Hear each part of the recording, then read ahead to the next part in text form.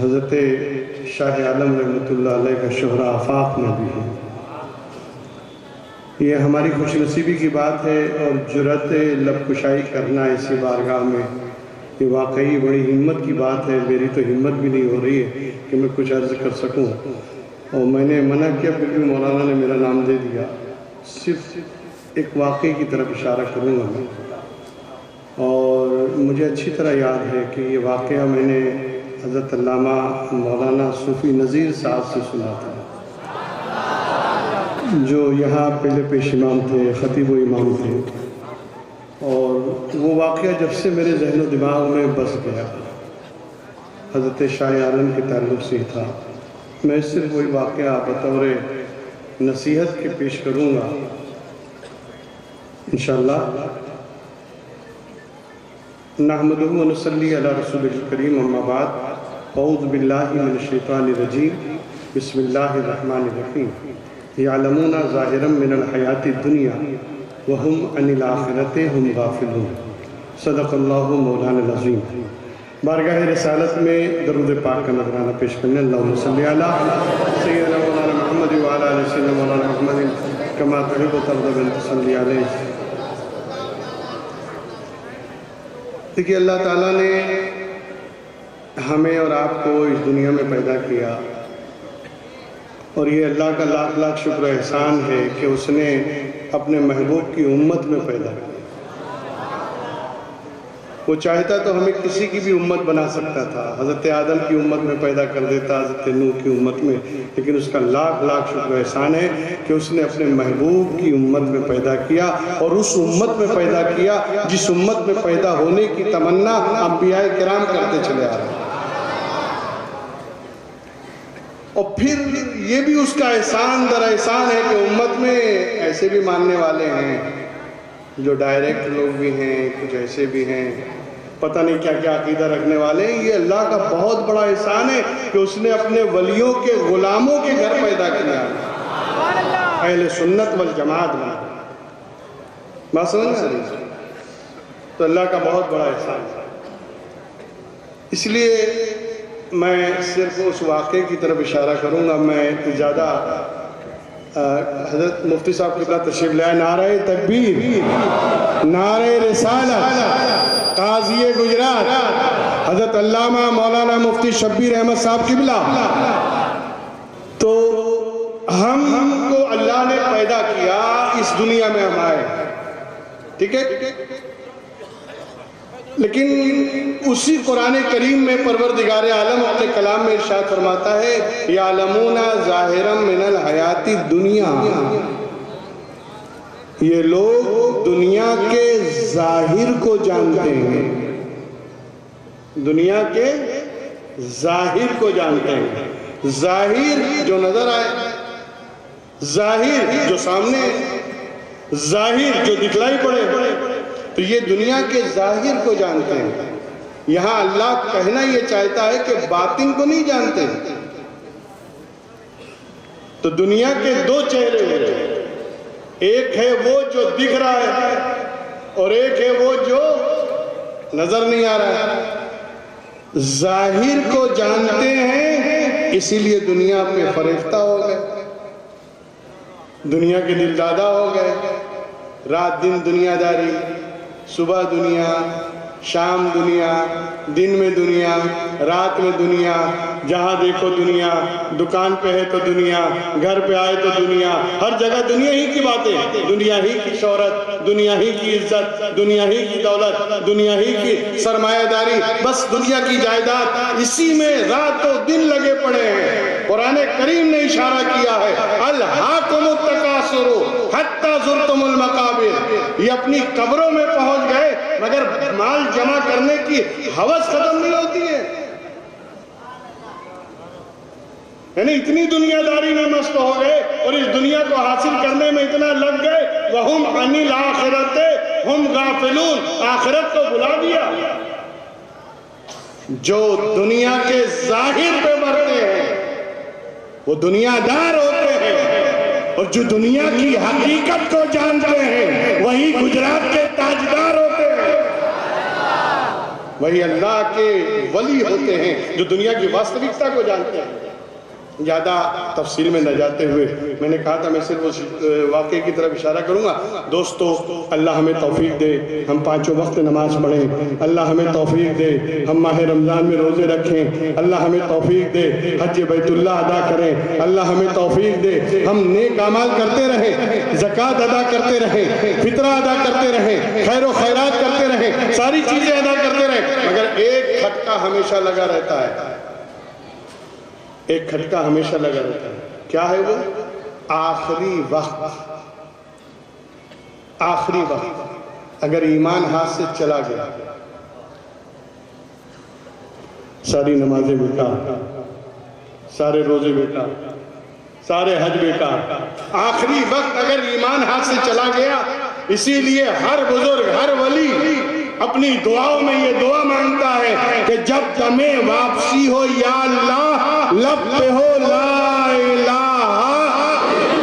الا اللہ محمد رسول اللہ۔ یہ آخری وقت بہت ڈینجر ہے، آخری وقت بہت ہی خطرناک ہے۔ اس وقت ایمان سنبھالنا اور ایمان کے ساتھ جانا، خاتمہ بالخیر، ایمان پہ خاتمہ ہونا، یہ سب سے بڑی سعادت ہے۔ اور وہی آخری وقت اگر آدمی چوک گیا، زندگی بھر کی عبادتیں بیکار، زندگی بھر کی تپسیا بیکار، زندگی بھر کی بندگی بیکار، اس لیے کہ آخری وقت ایمان ہاتھ سے چلا گیا۔ اور یہ شیطان آخری وقت یہ حملہ کرنے آتا ہے اور ایمان کو چھیننے کے لیے طرح طرح کے یعنی وہ ہیلے اور تراشے بہانے تراشتا ہے اور وہ انسان کے ایمان کو چھینا۔ حضرت امام راضی کا واقعہ نہیں یاد؟ آخری وقت آ گیا شیطان بہکانے کے لیے۔ اگر میں تفصیل میں جاؤں گا تو بات اور آگے بڑھے گی، بس یہ سمجھ لیجیے کہ آخری وقت ایمان پہ سلامتی کے ساتھ دنیا سے جانا بہت ضروری ہے، اور خاتمہ بالخیر ہوگا تبھی آخرت کے جو فوائد ہیں، جو فائدے ہیں وہ حاصل ہوں گے۔ یہ بات سمجھ میں آ رہی ہے؟ اچھا جناب، اب آئیے میں حضرت شاہ عالم، میں نے کہا نا صوفی نذیر صاحب سے میں نے یہ واقعہ سنا تھا اور بہت غور سے سنا تھا، آج وہ واقعہ میں آپ کے سامنے پیش کروں۔ ہوتا یہ ہوا ہے، یعنی واقعہ اس طرح تھا کہ حضرت قطب عالم رحمۃ اللہ تعالیٰ علیہ کو اللہ نے وہ کرامت دی تھی کہ چند قدم چلتے تھے مکہ پہنچ جاتے تھے۔ 7 قدم یا کچھ قدم، 7 قدم چلے مکہ آ گئے، اور 7 قدم چلے واپس آ گئے۔ یہ کرامت تھی حضرت قطب عالم، زمین سمٹ جاتی تھی، 7 قدم میں مکہ، 7 قدم میں واپس۔ تو اکثر نماز حضرت قطب عالم مکہ شریف میں بھی ادا فرماتے تھے۔ حضرت قطب عالم کی بات ہے۔ اچھا واقعہ کیا تھا؟ ایک واقعہ یہ بھی ہوا کہ ایک مرتبہ حضرت قطب عالم جب وہاں سے نماز پڑھ کے نکلے، ایک فقیر کھڑا تھا۔ حضرت قطب عالم گھر آئے، اپنی کنیز نوکرانی سے کہا ایک آدمی کا کھانا دے دو، میں آ رہا ہوں، اس فقیر کو کھانا دینا ہے۔ یہ کہہ کے آپ ہجرے میں گئے، عبادت میں مصروف ہو گئے، بات ذہن سے نکل گئی۔ گھنٹے گھنٹے کے بعد جب یاد آیا، ارے اس فقیر سے میں نے وعدہ کیا تھا، جلدی سے آئے، لاؤ کھانا کدھر ہے؟ خادمہ نے کہا حضور میں نے دے دیا۔ کس کو دے دیا؟ کہا فقیر کو۔ ارے یہاں کے فقیر کو نہیں، مکہ کے فقیر کی بات کر رہا ہوں۔ کہا فلاں دروازے پہ حرم کے ایک فقیر کھڑا تھا، اس کا لباس ایسا تھا، اسی کو دینا تھا۔ کہا ہاں میں نے دے دیا۔ کیسے دے دیا؟ یہیں سے ہاتھ بڑھا کے دے دیا۔ حضرت قطب عالم نے کہا تو خادمہ ہے اور تیرے اندر یہ کرامت آئی کہاں سے؟ کہا حضور نہ تقویٰ ہے، نہ عبادت کا زوم ہے، نہ کوئی عبادت ہے، نہ کوئی تقویٰ ہے، بات صرف اتنی ہے کہ بچپنے کا عالم تھا، حضرت شاہ عالم کا بچپنا تھا، اور آپ نے مجھ سے کہا اسے نہلا دو اور اس کے کپڑے دھو کر پانی ایسی جگہ پھینک دو جہاں کسی کا پاؤں نہ پڑے۔ وہ پانی میں نے پی لیا، یہ ان کے دھون کا پینا تھا، مجھ میں یہ کرامت آ گئی ہے۔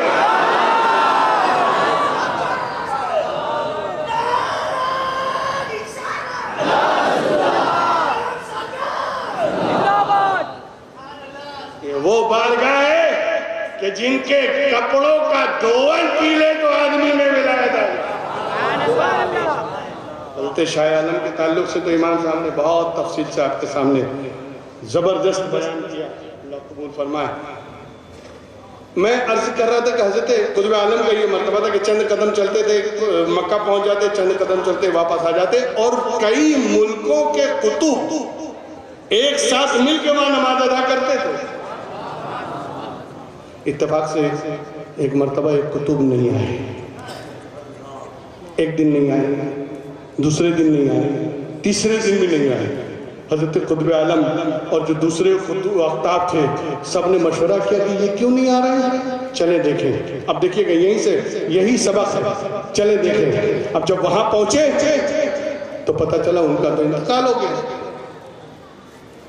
کس کا انتقال ہو گیا؟ جو قطب تھے جو نہیں آ رہے تھے ان کا انتقال ہو گیا۔ اب یہ جتنے بھی اقطاب تھے انہوں نے سوچا کہ چلو ان کے یہاں فاتحہ پڑھ لیں۔ اب ہم تو جاتے ہیں اوپر ہی سے فاتحہ پڑھ کے چلے آتے ہیں، مگر اللہ کا ولی وہ ظاہر نہیں دیکھتا بلکہ باطن بھی دیکھتا ہے، اندر بھی دیکھتا ہے۔ اور جب سارے اقطاب قطب عالم سب پہنچے اور وہاں کھڑے ہو کر فاتحہ پڑھنے سے پہلے جب آنکھ بند کی اور مراقبہ کیا تو پتہ چلا قبر خالی ہے،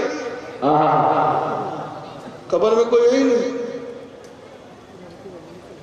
اب ایک دوسرے کا منہ دیکھنے لگے، گئے کہاں؟ بارگاہ الہی میں عرض کیا پروردگار یہ کہاں گئے؟ کہا عیسائیوں کے قبرستان میں۔ کہا مولا ایسا کیوں؟ کہا مرتے وقت ایمان ہاتھ سے چلا گیا۔ ایک ولی ہے آخری وقت میں ایمان ہاتھ سے چلا گیا۔ اب جب یہ سوچا عیسائیوں کے قبرستان میں گئے، دیکھا تو وہاں آرام فرمایا، وہاں لیٹے ہوئے ہیں۔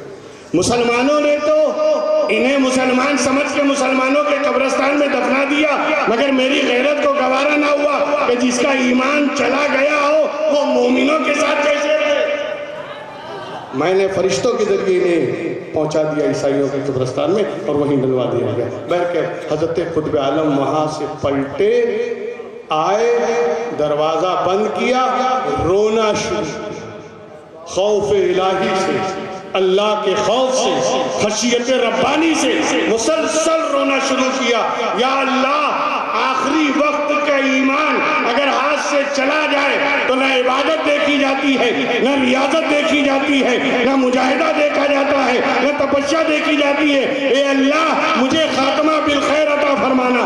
مسلسل روتے رہے، ایک دن، 2 دن، 3 دن۔ حضرت شاہ عالم کا بچپنا تھا، حضرت شاہ عالم نے پوچھا بابا جان نظر نہیں آتے؟ تو خادمہ نے بتایا 3 دن ہو گئے، دروازہ بند ہے، بابا جان مسلسل رو رہے ہیں اور دروازہ کھول ہی نہیں رہے۔ حضرت شاہ عالم گئے اور جا کے کہا بابا جان دروازہ کھولیں، اندر سے جواب نہیں آیا۔ کہا بابا جان دروازہ کھولیں، اندر سے جواب نہیں آیا۔ پھر بابا جان دروازہ کھولیں، آپ جس لیے رو رہے ہیں اس کا جواب میرے پاس ہے۔ اتنا سنا تو حضرت قطب عالم نے دروازہ کھولا اور کہا کیا جواب تمہارے پاس ہے؟ اور کیا تم سمجھ رہے ہو میں کیوں رو رہا ہوں؟ کہا آپ اسی لیے رو رہے ہیں نا کہ خاتمہ بالخیر، آخری وقت ایمان پہ اس دنیا سے رخصتی ہوگی کہ نہیں یہی سوچ کے رو رہے خوف الہی سے۔ ہاں میں گارنٹی لیتا ہوں آپ کا خاتمہ بالخیر ہوگا، میں گارنٹی لیتا ہوں آپ کا خاتمہ بالخیر ہوگا۔ کہا کیسے؟ کہا بابا جان اللہ نے روز ازل جب ساری روحوں کو پیدا کیا،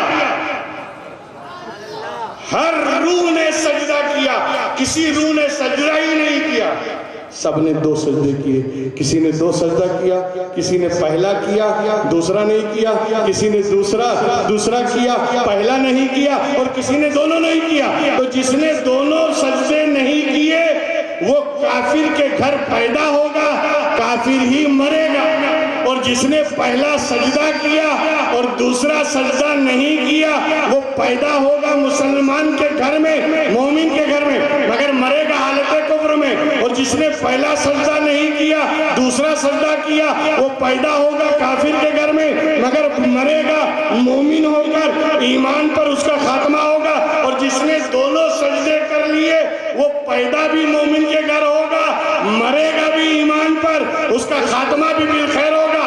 بابا جان جب آپ کی روح سجدہ کر کے اٹھی تھی میں پیچھے تھا، میں نے اسے دوبارہ جھکایا ہے۔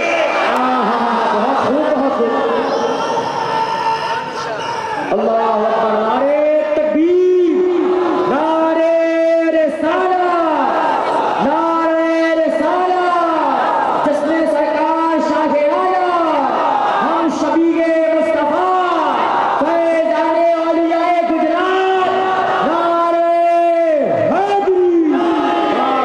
آخری بات، اس واقعے کو شاہ عالم کی چوکھٹ پر بیان کرنے کا میرا مقصد صرف یہ ہے، میں دعا کروں آپ صرف آمین کہہ دیں کہ سرکار جس طرح وہاں خاتمہ ایمان پر ہو، یہ گارنٹی آپ نے دیا تھا، ان غلاموں کی بھی گارنٹی آج مل جائے۔